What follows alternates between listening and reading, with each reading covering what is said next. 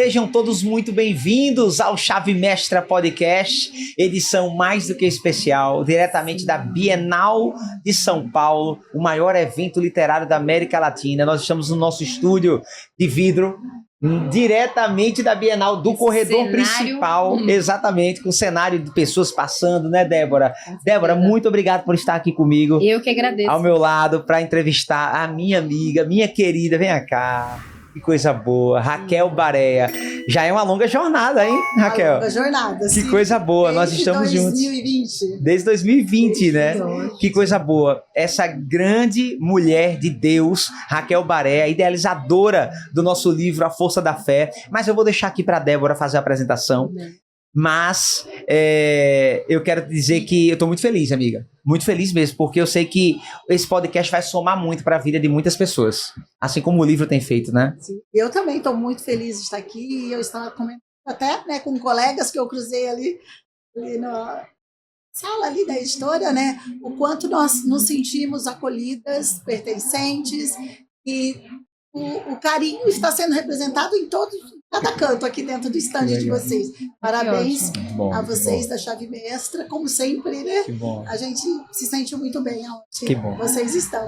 Eu também quero agradecer ter aceitado o convite, porque a agenda, com certeza, de cada escritor aqui é corrida, então vocês estavam ali aguardando também. A gente está gravando vários podcasts aqui e com escritores com muito conteúdo, né? Sim. Isso que é importante a gente frisar aqui. Então a gente está trazendo aqui livros de autores que tem muito a acrescentar, mas que você precisa pôr em prática, você precisa, se precisar, né, Rogério, voltar lá do comecinho do podcast, anotar tudo, então vai ser muito bem legal. Muito importante fazer isso. Já te agradeço por me convidar para fazer parte de conhecer histórias como o dela. É isso.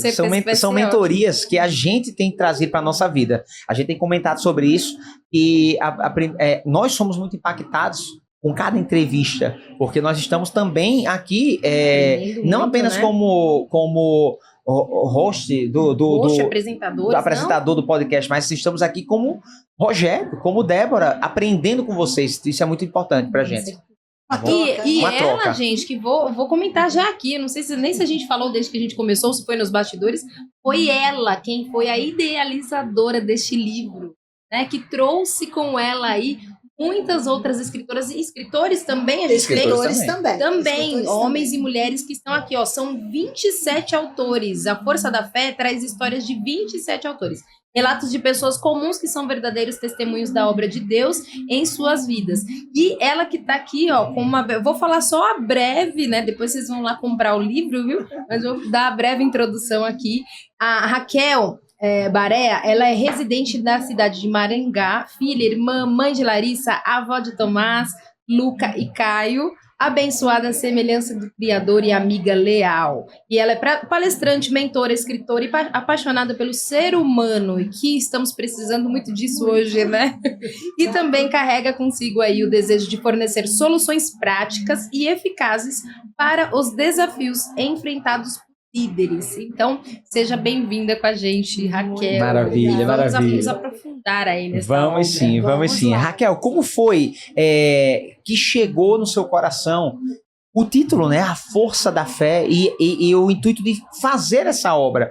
É importante dizer que você poderia ter escrito esse livro sozinha, até porque você já era coautora, você já vem numa jornada. Eu queria que você falasse um pouco sobre toda essa caminhada, mas você decidiu trazer um grupo de pessoas que são conectadas com você para escrever esse livro em coautoria. E como tem sido essa jornada? Como foi que nasceu e como tem sido essa jornada com a Força da Fé? Bom, esse livro ele nasceu quando a editora Chave Mestra teve o privilégio de ir até Maringá, Paraná, né? Isso. E aí eu já era conectada com o Valmer, através de você, inclusive, né? Desde 2020. O Valmer é o diretor da unidade da editora Chave Mestra em Maringá. E nós, um belo dia sentados, ele começou a falar assim: amiga, você tem que escrever um outro livro, o segundo livro da editora, né? Com a editora. Eu falei, bora. Ele falou assim, mas o que você acha? Como que vai ser o nome e tal? A hora que ele perguntou como vai ser o nome, o download veio, sabe? Na hora o download veio. Mas por que veio esse download? Porque em 2023 foi final de novembro, início de novembro, dezembro que isso aconteceu.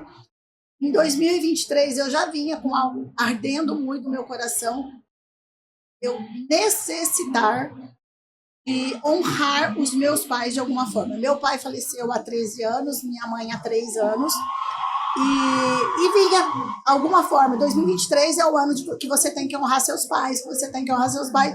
E estava chegando final em novembro, eu, não aconteceu, vai ficar para 2024, porque nada acontece final de novembro, início de dezembro, né?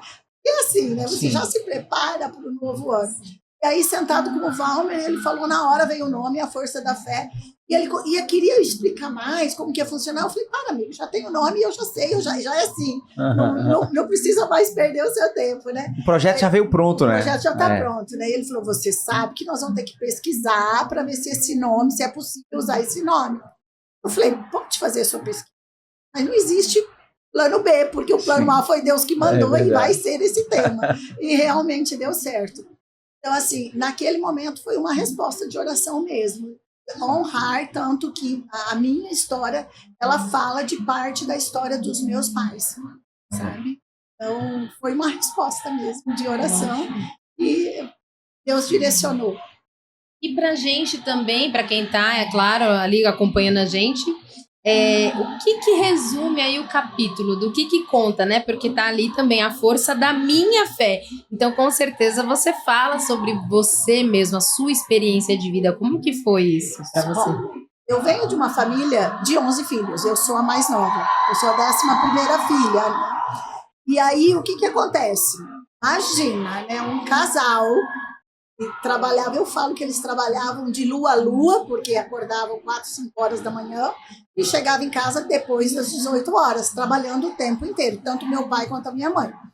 E o meu pai, ele sofria de depressão desde os 18 anos e também era diagnosticado bipolar. Então, eu lembro, na minha infância, ele pegar uma mala, colocar pouquíssimas roupas, mais dinheiro e se auto-internar em hospício. Então, meu pai levou choque elétrico e eu não conseguia, enquanto criança, eu não conseguia entender essa história dele. O que eu conseguia entender? Que meu pai me abandonava, largava a minha mãe com 11 filhos. Então, a minha história, o meu capítulo conta isso, né? E eu conseguia ver o quê? O sofrimento de uma mãe que tinha que se virar. E na época meu pai tinha serraria, então quando ele se auto-internava, a serraria ficava na mão de pessoas que não eram tão honestas assim. Minha mãe tinha que se virar trabalhando para sustentar os 11 filhos, porque quem cuidava da empresa não repassava recursos para ela, né? E aí quando meu pai chegava, encontrava a empresa daquele jeito, você imagina, era um lar realmente disfuncional, não por falta de pai e mãe, não por falta de amor, mas por falta de estrutura emocional mesmo.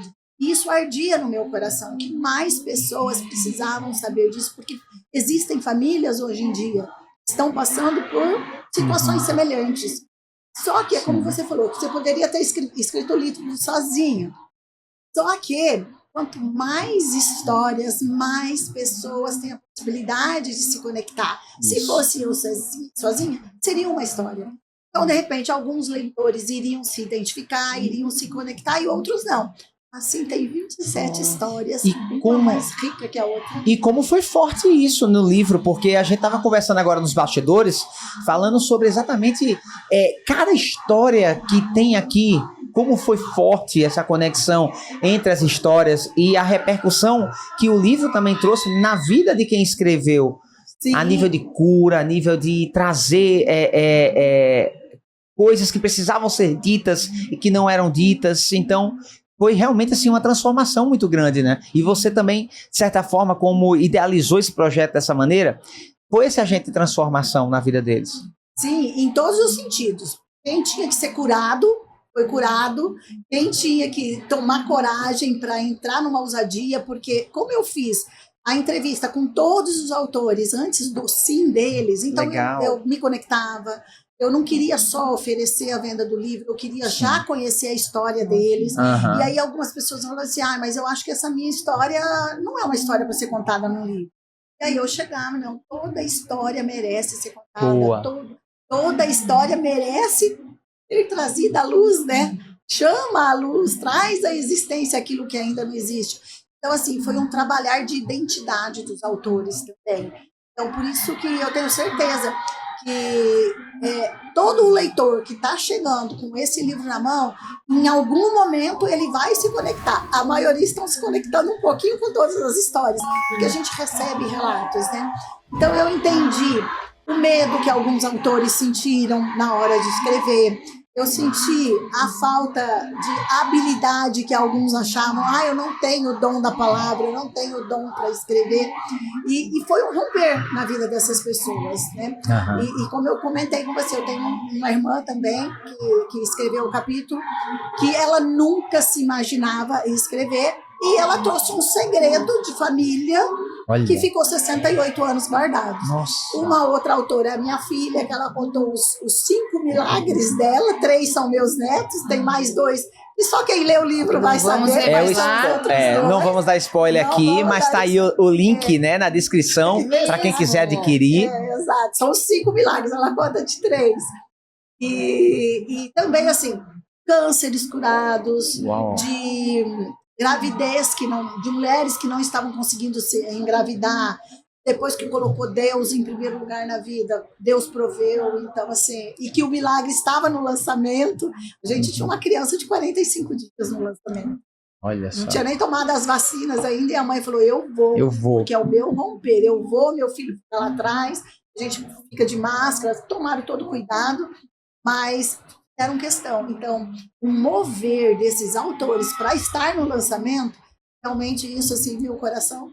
Sim, Depois que ele ficou pronto, Raquel, qual foi a mensagem central que chegou para você sobre o livro? Tipo assim, qual é a mensagem central do livro, segundo a visão da Raquel Baré?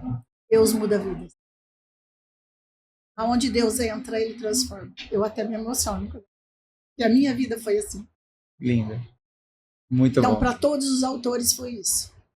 Só que alguns não enxergavam tão fortemente o agir de Deus. E esse livro proporcionou isso para os autores.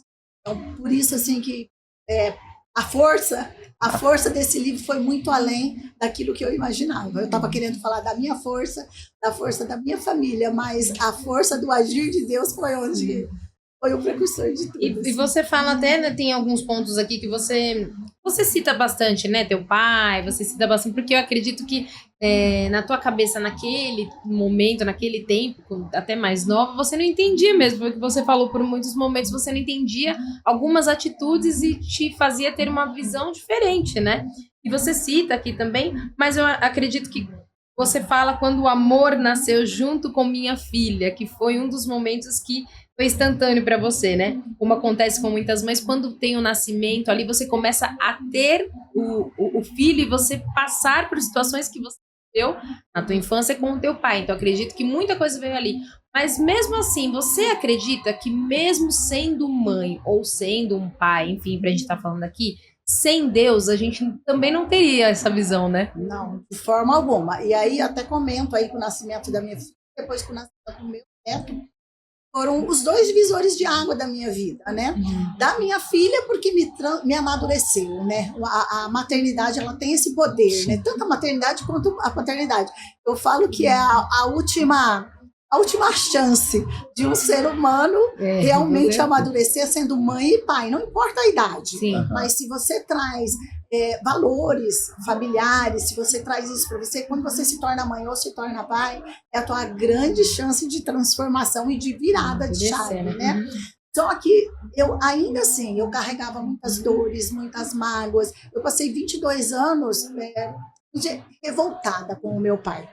Porque eu lembrava do sofrimento da minha mãe, eu me lembrava vamos dizer assim, um certo desprezo pelo casamento, por ver a submissão da minha mãe, e eu não aceitava isso, e por conta de eu ter essa rebeldia com meu pai, eu também não tinha Deus presente na minha vida. Nossa. Só depois de 52 anos, por que aconteceu com 52 anos? Quando o meu neto começou a ter 2, 3 anos, e eu comecei a ver a repetição de padrão de criação da minha filha para ele, alguma coisa tem que ser mudada nessa família.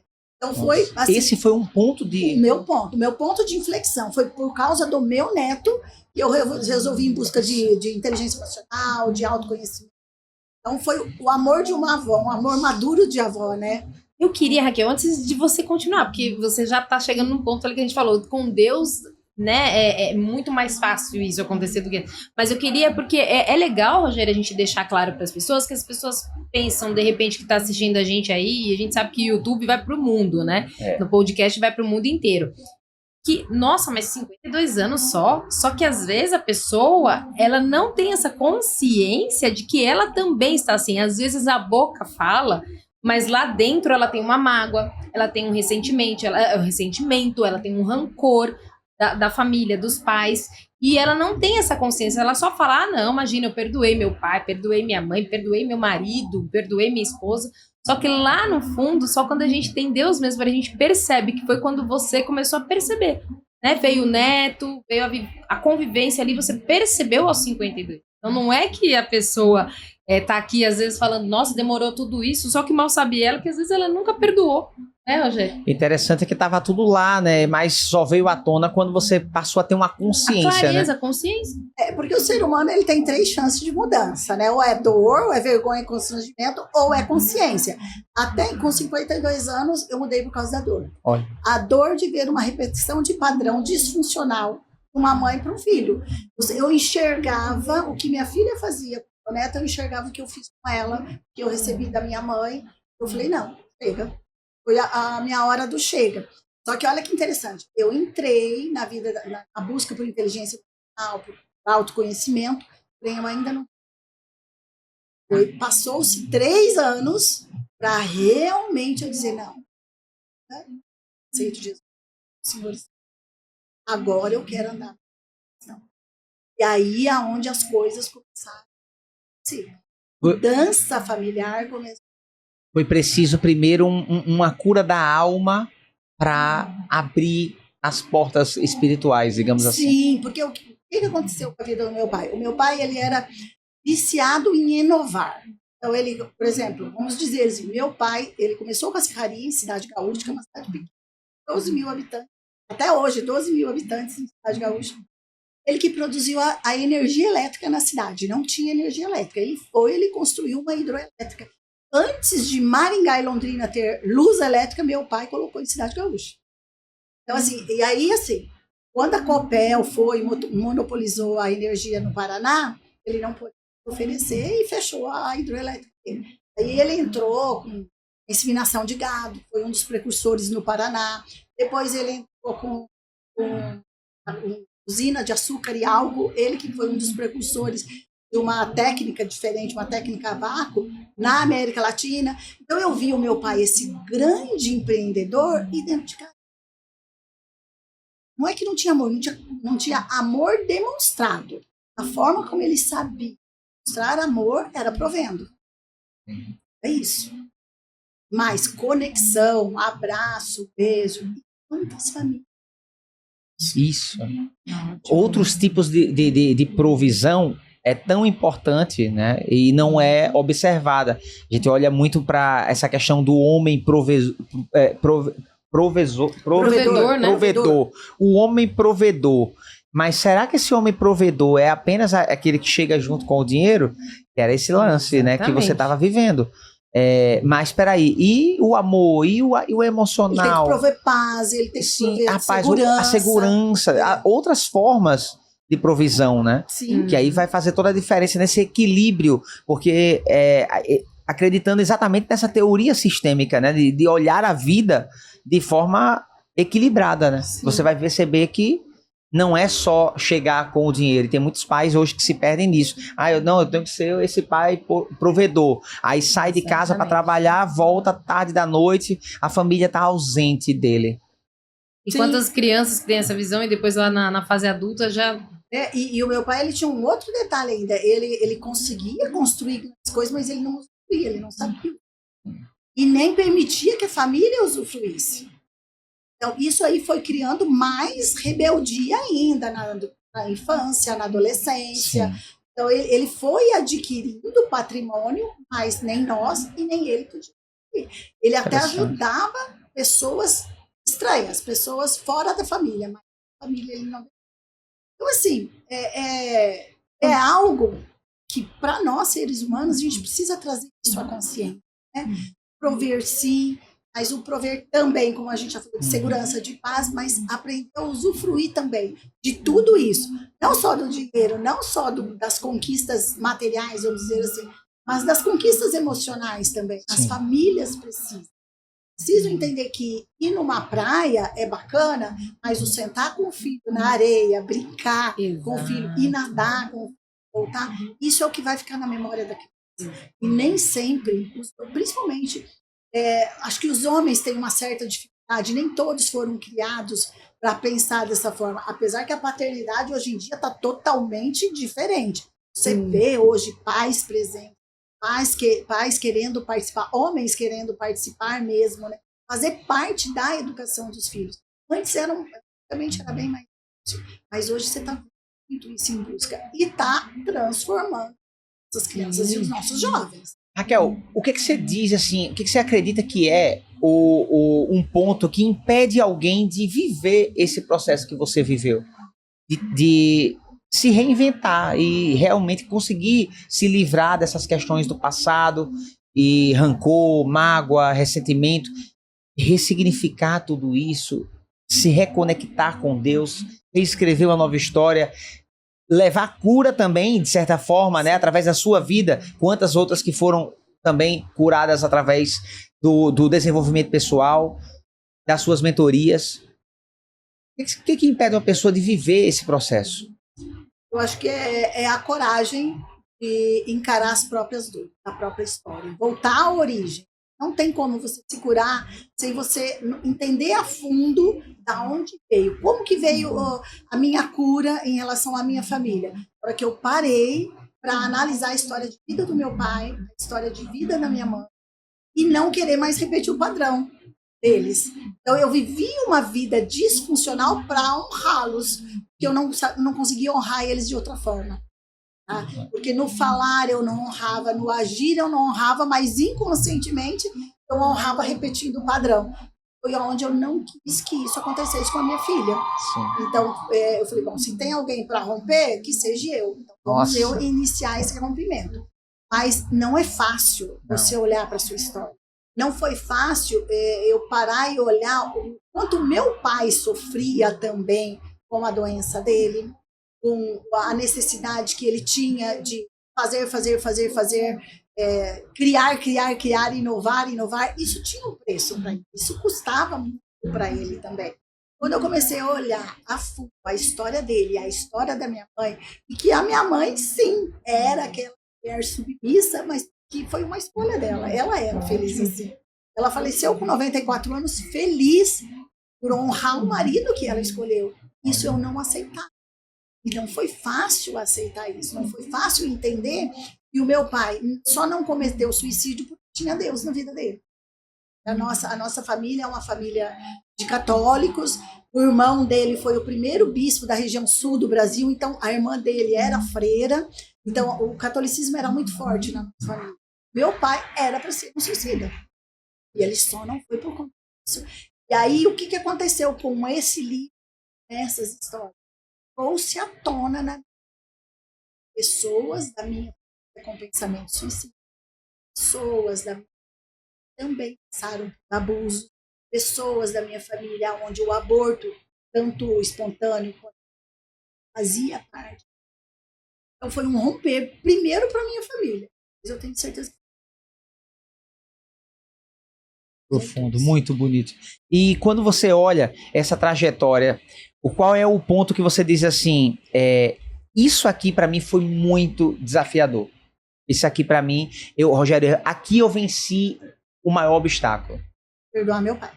Foi o perdão. Perdoar. E o que é esse perdão para você? É aceitar ele do que ele é e a história de vida desde o 0 ano de idade dele. Entender que ele me educou, deu para mim só aquilo que ele recebeu na infância. Então, o pai dele foi assassinado durante a Segunda Guerra, quando ele tinha 4 anos. Então, ele não tinha perdão durante a Primeira Guerra. Ele tinha 4 anos. E não teve pai. Não sabia ser pai. Ele teve que ser 8, 9, 10 anos, ele teve que ser o provedor da família dele. Toda a família. A mãe dele só não separou os 8 filhos que eles porque na época tinha esse costume, ficava viúva, um pegava um filho, o outro pegava outro, mas a minha avó não aceitou separar os 8 irmãos. Eles passaram fome, até que um tio foi, resolveu ajudar, e eu não sabia dessa história. Então eu resgatei essa história dele, que eu pudesse. E como isso traz uma força para você fantástica, né? E como a gente tira um peso também de ser juiz daquela história, né? Exato. Nossa, isso é fundamental. Porque ninguém... Dizer não ao julgamento, né? Sair desse papel de ser o crítico, né? E fica ali julgando todo mundo e aceitar que é onde entra as a coisas fé, como onde são. entra Deus, né? Que ele que e aí, quando me veio a espiritual, segunda né? pergunta, assim, veio uma pergunta para mim assim, se você fosse ele, se você fosse sua mãe, você conseguiria fazer melhor do que eles fizeram? A única resposta que veio, não conseguiria nem chegar ao que eles chegaram, ser melhor. Então, assim, quando você cria essa consciência, você passa a aceitar os seus pais e a amá-los, e aí você consegue honrá-los. Eu achei muito interessante essa abordagem de olhar tudo isso e dizer, tudo bem, eu queria até que fosse diferente. Não foi. E agora? O que eu vou fazer com isso? O que eu faço o melhor com isso? que eu puder. Né? E isso simplifica a tua vida porque traz para você exatamente a autorresponsabilidade, né, Raquel? Sim. Esse protagonismo diante dos próximos passos. Tudo bem, foi assim. E agora? Como é que eu crio essa nova versão de quem eu quero me tornar? Sim, e junto com o perdão e junto com a consciência adquirida, aí eu posso dizer não para aquilo que eu não quero mais na minha vida. Para relacionamentos disfuncionais, para amizades superficiais. Então hoje eu escolho com quem eu quero me relacionar, qual é a mesa que eu quero sentar. Antes, quem escolhia era o meu emocional. Então hoje eu enxergo, se chega uma pessoa, começa a conviver, eu falo, opa, está alinhado com meus valores. Então, não é que eu não vou amar essa pessoa, não é que eu não vou me relacionar, mas não vai fazer parte do meu dia a dia. Sim. Por quê? Porque agora eu tenho poder de decisão. Vai estar dentro da tua casa, no teu ambiente ali, como amigo, né? Próximo. Exatamente. Você falou também aqui sobre vencer os medos e fazer o que era preciso, me fez crescer e redefinir quem eu verdadeiramente sou, me tornando maior por dentro e me conectando com o propósito e missão que Deus desenhou para mim. Então, é exatamente vencer o medo para fazer o que é preciso e não o que a gente quer às vezes, né? Porque o nosso querer muitas vezes é não fazer, só culpar alguém e não perdoar, tomar atitudes pelo que a gente sente. E você, na verdade, foi nessa contramão, né? Que é o que a gente fala da fé e falar de Deus e falar de perdão, né? Que é vencer os teus medos e fazer, não, o que é preciso é isso, então vamos obedecer. Foi isso. Porque o medo existe, mas vai com medo mesmo. Depois Né? que você cria consciência, você toma a decisão, vai com medo mesmo. E vamos aí para em busca de romper. E o tempo inteiro o medo faz parte da nossa vida. Se a gente for parar para pensar. É uma emoção que tá ali, né? Mas aí, né? Quem faz o que quer é criança, adulto faz o que tem que ser feito, inclusive parar os medos. Para transformação e para exatamente assim, descobrir, né? Botar luz naquilo que está escuro. Ótimo. E aí a coisa acontece. Muito bom. Quando você se posiciona como mentora e a gente sabe a quantidade de pessoas que você tem feito processos, ajudado também, muita gente, não só lá em Maringá, né, mas em várias cidades também, que pessoas que se conectam com você, Raquel.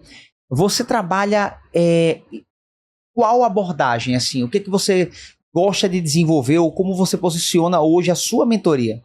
Principalmente a identidade. Vou fundo na identidade. Porque quando você enxerga o seu valor, quando você percebe para que você veio, você é capaz de tudo. Você é capaz de alavancar o seu business, você é capaz de restaurar a sua família. Primeiro é você, porque foi isso que aconteceu comigo. Enquanto eu não olhei para dentro de mim e falei, opa, eu sou isso, capaz de... Trabalhei as 3 crenças de identidade, capacidade e merecimento. Tá bom? Nem na metade do que eu quero chegar. Eu ainda tenho muita coisa ainda para ser trabalhada, muita coisa para ser desenvolvida.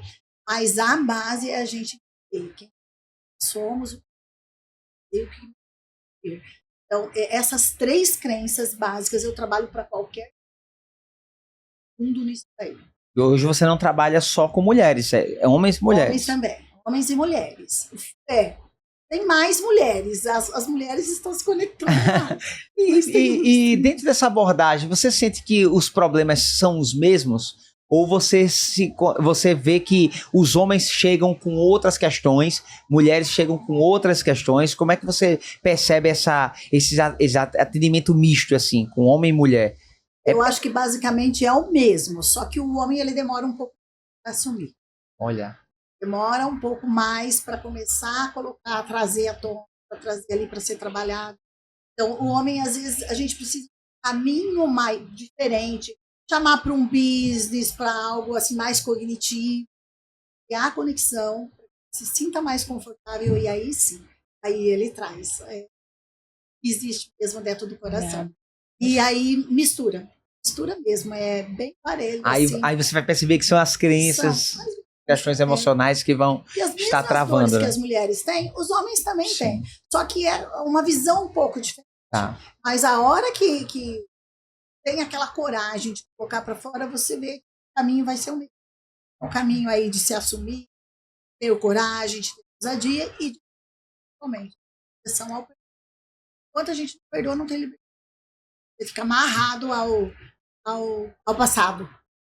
Tem muita pergunta, né? Muita pergunta. Tem muita história de vida. E eu quero saber também das cenas dos próximos capítulos. O que a gente pode esperar do trabalho da Raquel Baré para os próximos meses? Ou o que você poderia trazer como um certo spoiler de tudo que está por vir aí nos projetos? Olha, o lançamento desse livro aqui em São Paulo foi assim, transbordo realmente.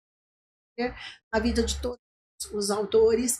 E foi muito emocionante. Depois a gente também fez o lançamento em Maringá, que novamente teve uma quantidade menor de autores.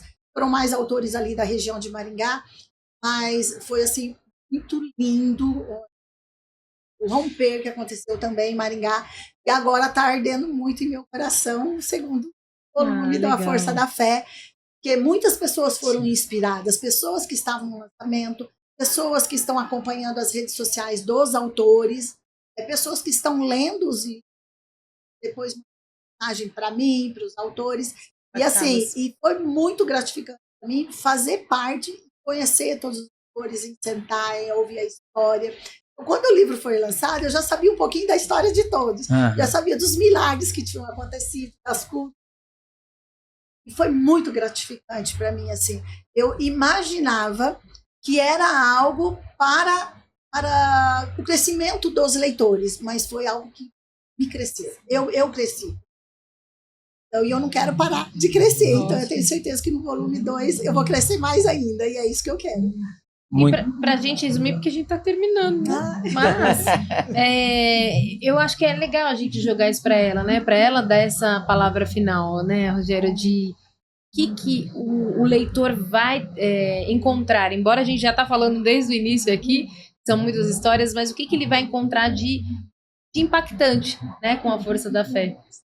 Bom, são histórias de vida real, então todos vivenciaram tudo que está aí, e que é como a capa tem ali, né, como uma pedra que se joga num lago e se abre esses círculos. O livro A Força da Fé vai fazer exatamente isso. Pode ser que no primeiro momento, na primeira história que você lê, na segunda história que você lê, você não sente tão grande o impacto que isso vai fazer na sua vida. Mas conforme você vai vivenciando todas as histórias, esse círculo, esse poder de transformação vai ampliando e realmente você vai trazer muito insight. Se não continuar na jornada, mas para o primeiro passo.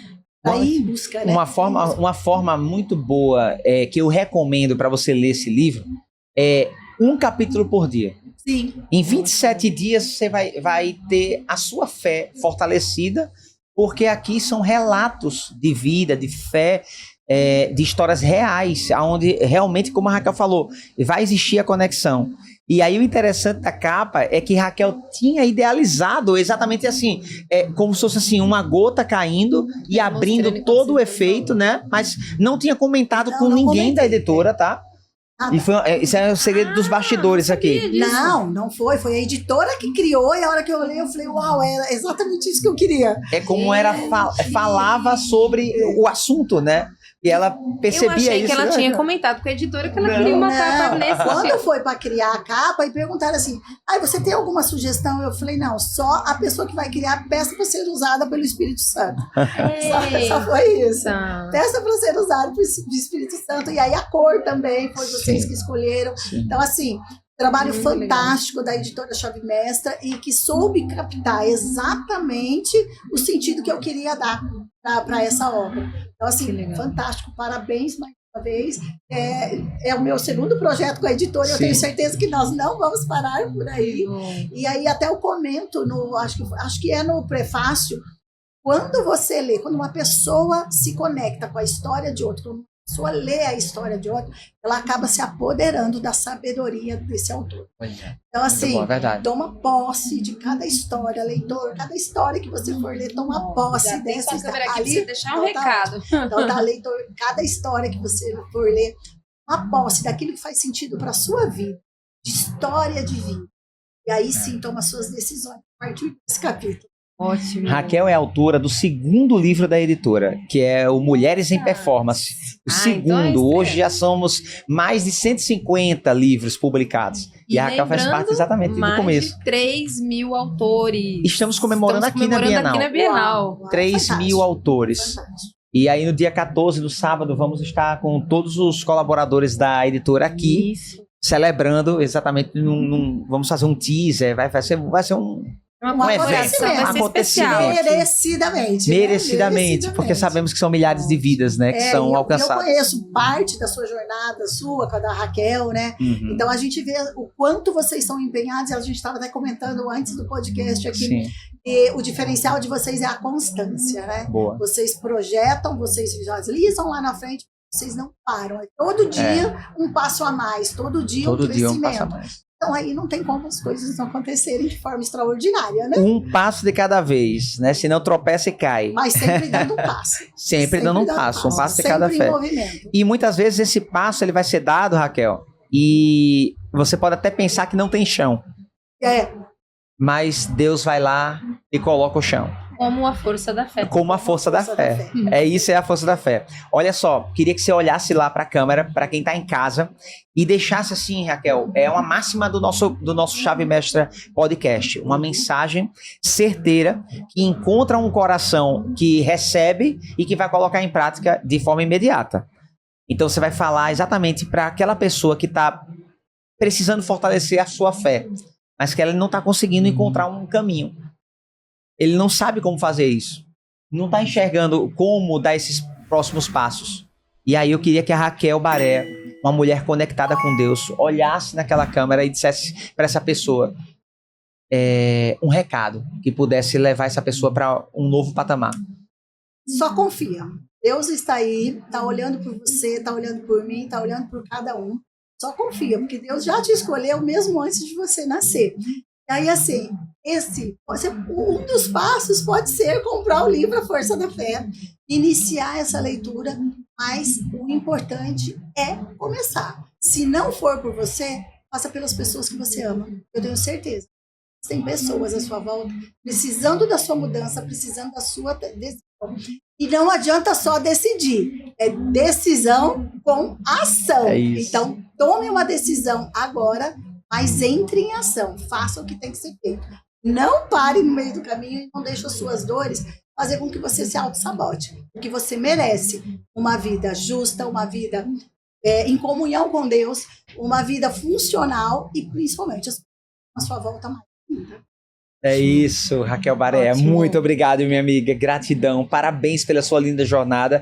E a gente sabe que tem aí grandes coisas por vir, né? Com então, certeza. Estamos juntos. Obrigado, Débora. Obrigado por esse episódio. Eu que agradeço. Queridos, vejo você no próximo episódio. Estamos juntos, hein? Obrigado, Raquel. Tchau.